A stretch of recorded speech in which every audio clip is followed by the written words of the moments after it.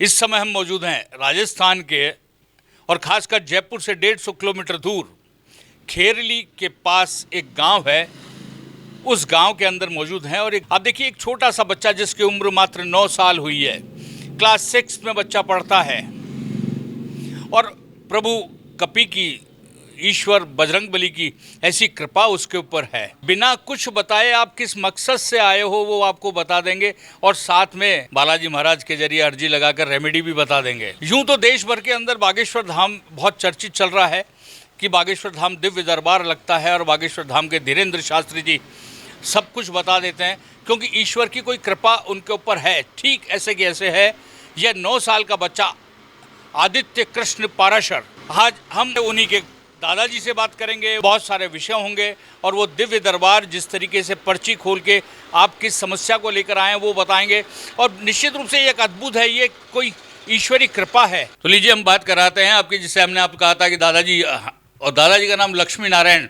आप सोच के देखिए, लक्ष्मी और नारायण की जब बात करते हैं तो साक्षात विष्णु का वास होता है और जिस घर के अंदर लक्ष्मी नारायण है उसके अंदर कोई कमी नहीं रहती है। लक्ष्मी नारायण पाराशर ये वो व्यक्ति हैं जिन्होंने ज़िंदगी के अंदर शिक्षा क्षेत्र के अंदर अपना करियर शुरू किया। उस ज़माने में जब शिक्षा को गांव के अंदर को पढ़े लिखे एक आध भी व्यक्ति नहीं हुआ करते थे, उस समय लक्ष्मी नारायण जी ने अपना शिक्षा की समस्त डिग्रियाँ प्राप्त की, सरकारी नौकरी करी।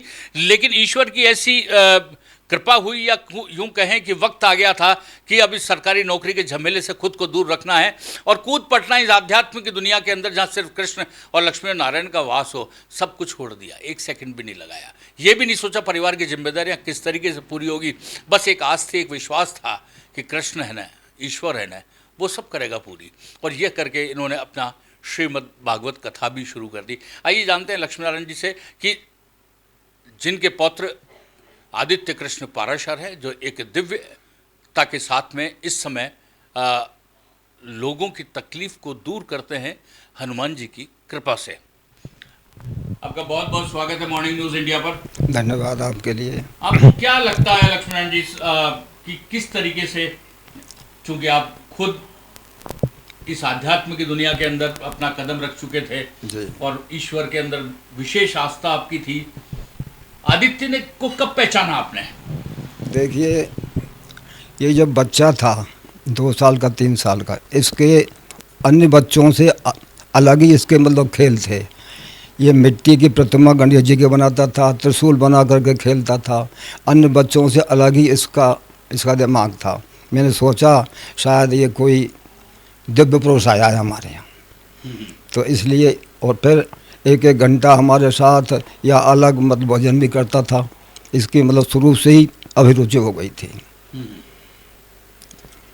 तो ये किस तरीके से जो था बच्चा जो था कि जो आम बच्चे हैं जो टीवी देखते हैं, कार्टून कैरेक्टर देखते हैं या मूवीज़ देखने का शौक़ रखते हैं, खाने के अंदर स्ट्रीट फूड को पसंद करते हैं, इस बच्चा में अलग क्या है उन सब से?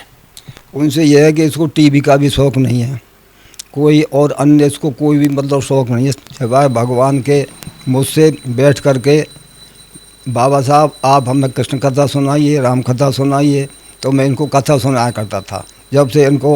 और मैं कहता था बेटा संसार में भगवान के अलावा कुछ नहीं है, एक ब्रह्म द्वितीय नास्ति, एक ब्रह्म है और जो हमको दिख रहा है पूरा नाशवान है। तो इसके दिमाग में ऐसी रील आ गई कि ईश्वर का सिवाय कुछ नहीं है दुनिया में। देखो उसको विश्वास हो गया था भगवान का। एक दौर था जब बच्चों को कहानी सुनाई जाती थी रोज़ रात को, मोरल एजुकेशन की कहानियाँ होती थी, बच्चे के अंदर संस्कारों का प्रवाह किया जाता था। उस दौर के अंदर आदित्य अपने दादाजी से राम और कृष्ण की कथाएं सुना करता था और उन कथाओं को सुनते सुनते उसके मन के अंदर इस तरीके के भाव स्वतः ही उत्पन्न होने लगे कि दादाजी ने कहा है कि ईश्वर ही प्रथम और अंतिम सत्य है, तो बस उसका मन उस तरफ चल पड़ा। क्लास कहने को तो क्लास 6 में पढ़ता है आदित्य और उसका जो जन्म है 31 अक्टूबर 2014 है, यानी 2024 31 अक्टूबर को वो 10 साल पूरा कर लेगा। अभी फ़िलहाल क्लास 6 में पढ़ता है और किस तरीके से उसका दिनचर्या रहती है ये भी हम पूछते हैं इनके दादाजी से, क्योंकि दादाजी से उसका अटैचमेंट खास भी है। ऐसा है कि ये जो बच्चा था उस समय से ही हमारा अनुकरण करके अपने समय पे स्नान ध्यान करना, भजन करना, तिलक लगाना, तो इसका नित्य नियम बन गया था।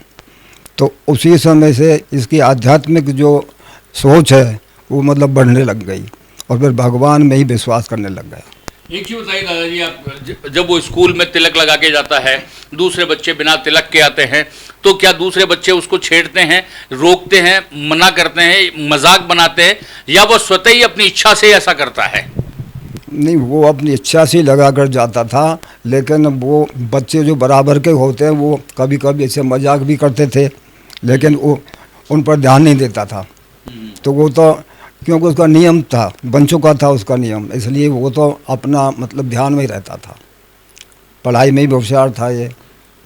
दादाजी कोई उसकी ऐसी चीज़ बताइए जो सिर्फ आपको पता हो और उसको पता हो, क्योंकि वो सब चीज़ें अनोखी रही होगी, क्योंकि जब दादा के पास में बैठ के पोता रहता है तो बहुत सारी ऐसी बातें होती हैं जो दोनों किसी से शेयर नहीं करते हैं।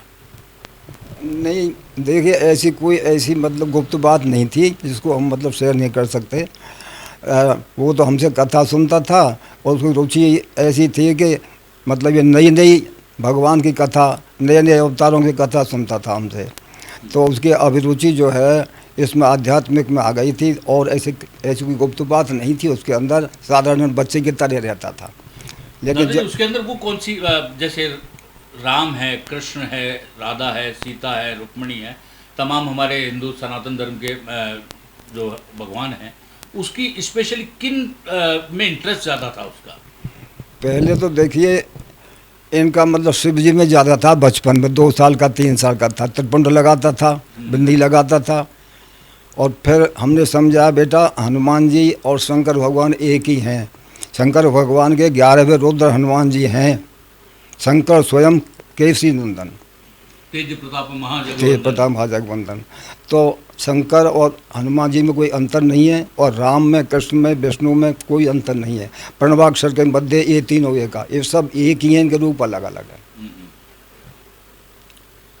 अब आपको क्या लगता है, क्या आप देख रहे हैं बच्चे के अंदर भविष्य?